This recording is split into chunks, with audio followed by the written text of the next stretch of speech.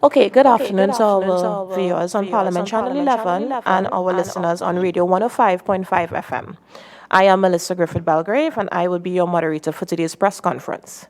Today's press conference is being chaired by the Special Select Committee established to consider and report on the process followed in relation to the notification pursuant to pursuant to 123 of the Constitution, who will update the media and by extension the wider public on findings of a report that was laid in the House of Representatives today. Just before I hand over to the chairman of the committee, I would like to just introduce the members who are present today. Left of the chairman, we have Mr. Randall Mitchell. Right of the chairman, we have Ms. Nicole Olivier. I now hand over to the chairman of the committee.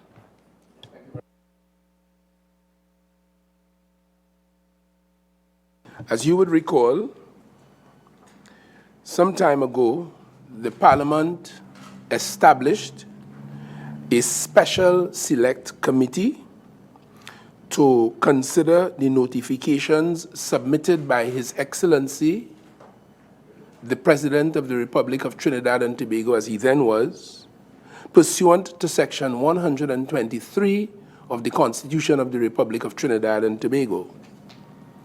This followed the outcome of the process that was undergone by the Police Service Commission with a view to recruiting an office holder for the position of Commissioner of Police and for 2 positions for the office of Deputy Commissioner of Police.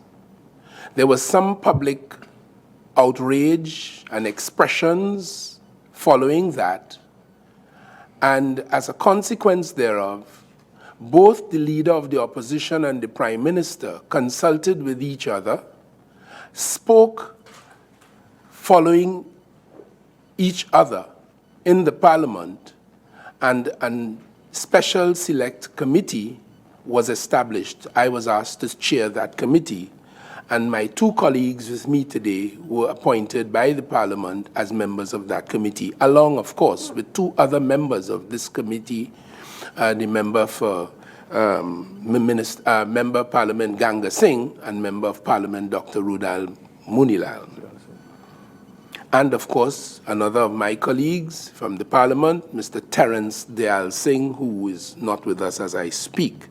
The mandate of the committee was, and I quote, to obtain information, documentation, and/or evidence relevant to and/or touching and concerning the method, process, criterion, and considerations utilized by the Police Service Commission and/or the firm employed by the Police Service Commission in the selection of candidates for the position of Commissioner of Police and Deputy Commissioner of Police, to enable the House of Representatives to consider the notifications submitted to it by His Excellency, the President, pursuant to Section 123 of the Constitution. The committee put to work, and we discharged that mandate faithfully. The mandate was primarily and in essence to obtain information and documentation for the benefit and the guidance and the attention of the House of Representatives. Since its 5th meeting, because we held a number of meetings, but the 5th meeting we held was on April the 9th, 2018, the committee began its consideration of the observations which it felt should be put into that report for the benefit of the larger Parliament, who mandated us to act as we did on their behalf. On the 20th of April, the 25th of April, and as recently as last evening, the 26th of April, the committee finalized its report. We all sat together with the exception of Member Dayal Singh, who was elsewhere out of the country on official government business. We were quorate and we conducted our affairs. We finalized our report. We expected, and today I stood up and laid that report in the Parliament. The report laid today gives all documentation relevant to the process for the selection of the Commissioner of Police and Deputy Commissioner of Police, information relevant to the selection process, all the evidence received and related to the method, process, criterion, and considerations of the Police Service Commission and the firm related to the process. You may recall from your observations, members of the media, that quite apart from our own private meetings, so to speak, as a committee, we did have public hearings where we had a number of stakeholders, not the least of which was the Police Service Commission and the firm KPMG attend before us, so we were able to garner and to collect all the information and documents to which I just referred. The committee's observations about the process followed, and of course, the committee's recommendations related to the process. In arriving at our observations, all efforts were made to accommodate all views. This was a bipartisan House of Representatives special select committee. And in the ethos and in the philosophy of these committees, the effective operation of them, we are expected to cast aside our partisan approaches and to take a more bipartisan, noble, distinguished, honorable view on the issues and report to the Parliament in terms. It was, of course, not a party issue, but it was a parliamentary issue, and we did exactly that. In the course of our finalizing of those observations and recommendations last evening, as recently as last evening, on several occasions, I personally, as chairman, raised with my colleagues the possibility of a minority report, which is permitted in the standing orders and in the practice, where there are divergent views.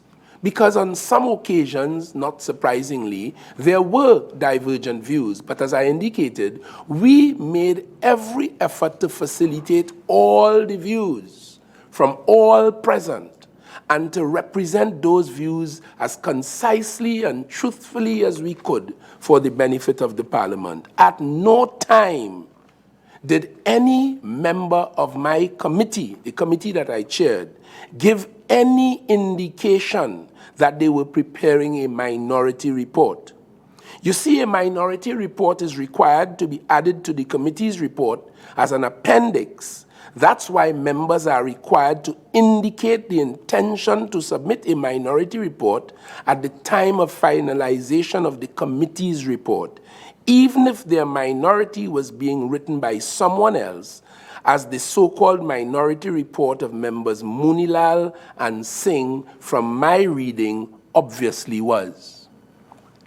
We were therefore as a committee quite shocked, and in my own case I would say horrified, because all of my noble and honest approaches to accommodate all views, and not having heard one word from my two colleagues about minority report, we were all shocked, and I am personally horrified and affronted at the fact that they ran sheepishly and worst behind our backs and submitted a minority report. And worse, the last line of this minority report, signed by Mr. Ganga Singh and Dr. Rudal Munilal, and dated April the 27th, 2018, today, after we deliberated and finalized our considerations and recommendations last evening, April the 26th.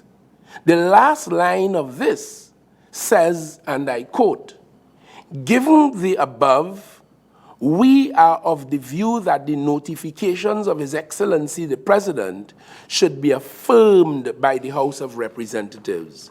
Ladies and gentlemen, I read to you verbatim the mandate of this committee, and you will recall from my reading thereof that at no stage therein would you have heard the words, or did the Parliament ask us to affirm or otherwise the notifications of the President. That, obviously, is the responsibility of the Parliament.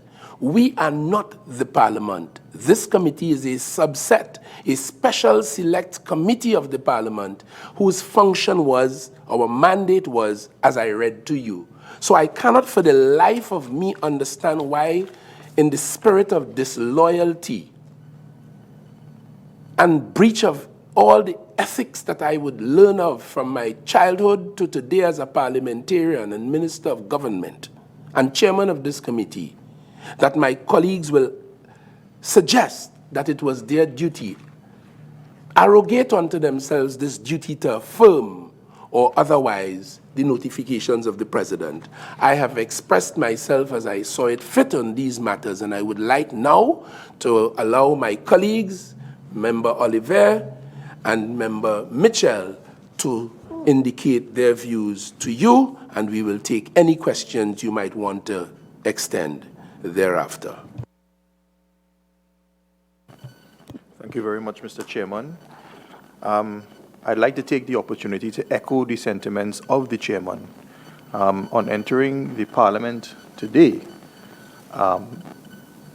I was shocked that the members Munilal and Ganga Singh refused to sign the report and refused to accept the report as their own.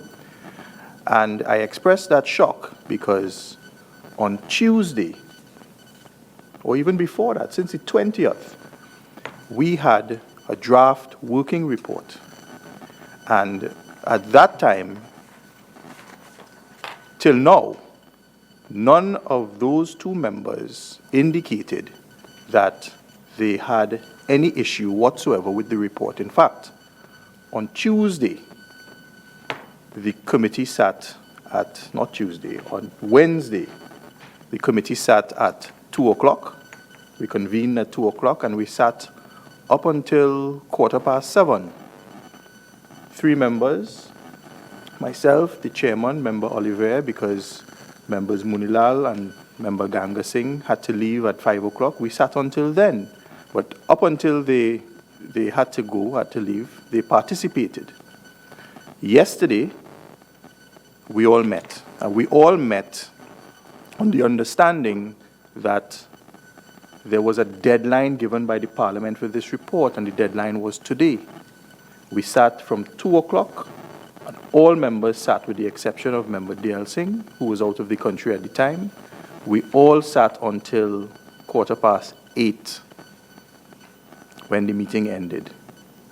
And we finalized the report, and at no time did any of those members indicate that they were not in support of the report, they had any fundamental issue with the report. In fact, in my view, I thought that the committee succeeded as a whole, that every member accepted everything in the report. And a lot of effort was given towards accommodating all members. So today I am shocked. I am shocked. And I am further shocked to see the conclusion that these matters be affirmed by the House of Representatives. And that tells me that perhaps these members had some sort of fundamental misunderstanding as to the requirements of the Special Select Committee given by the House of Representatives. Thank you. Good afternoon. Like my colleagues, I too was extremely shocked and downright dismayed when we recognized that the members Singh and Munilal were not prepared to sign the report that we had spent a great deal of time working on. Up till late last evening, we spent considerable time going through the exact wording and phrasing of every line of that report. Extensive work, we agreed the conclusive statements. We recognized there was some areas where the committee could not come to consensus, and we so crafted our concluding statements with that lack of consensus in mind, because we understood that it was important that our colleagues in the wider Parliament understood the fundamental differences we had with the various points, and that was adequately well captured into the concluding statements of the report. And at the end of our work, very late last evening, members opposite were very generous in their praise of the committee for the work, the extent of work we had done, sticking it out, and very much overwhelming in praise for the staff of the Secretary and the staff of the Parliament for staying with us through the course and for the work that they had done in ensuring that we had crafted the report in exactly the way that we agreed it could be presented to our colleagues in the wider Parliament. And to turn up today when the report is laid and then discover suddenly that they have prepared to lay a minority report when there was no previous indication that that was their intention, it really took us by surprise, and we are very much dismayed. It leads me to wonder if they have decided to politicize this very important and serious work of the committee. The matter before us, the appointment of a commissioner of police, is a very serious issue in Trinidad and Tobago, recognizing the role of the commissioner in law enforcement, maintaining law and order in the land. And the process that is used in appointing that person requires it to be one that is totally unambiguous. And the Parliament would have asked us for information pertaining to the process that was involved. And we went into great detail and interviewed a number of persons involved in that process to get all the information that was available so that we can put that into a report for our colleagues. And having done that, and having agreed every line of that report, certainly came as much of a surprise to us that they would present something that is contrary to what was agreed. Notwithstanding, we have copies of the report that was circulated for our signatures earlier. We signed them, the other colleagues didn't sign them, and we remain very proud at the work that was done, the way in which it was conducted, and the product that we now generate on its way to the larger Parliament, along with the separate minority statement that they issued. So I would like to thank you very, very much, ladies and gentlemen, and that gives you a little update. I happen to chair another committee that the Parliament has established, and that's the Joint Select Committee on National Security, and we will be, as we have indicated, getting into the business of the so-called Cambridge Analytica with promptitude. I just thought I'll tell you that. We met, we had one meeting, and we'll be getting full speed into that in the very, very near future. We are hearing some comments outside of the committee from political platforms about it, but like the matter before us in this special committee, we will do our work as mandated by the Parliament and do it with professionalism and in the spirit of the best parliamentary traditions. Thank you very much. Chairman and members of the committee, members of the media, we will have to cut the press conference short because we would have to go back into the sitting. So members of the media, you can stay and ask questions to the members of the committee, but we will not be able to broadcast it. Okay? All right, so this press conference now stands adjourned. Thank you. Thank you very much.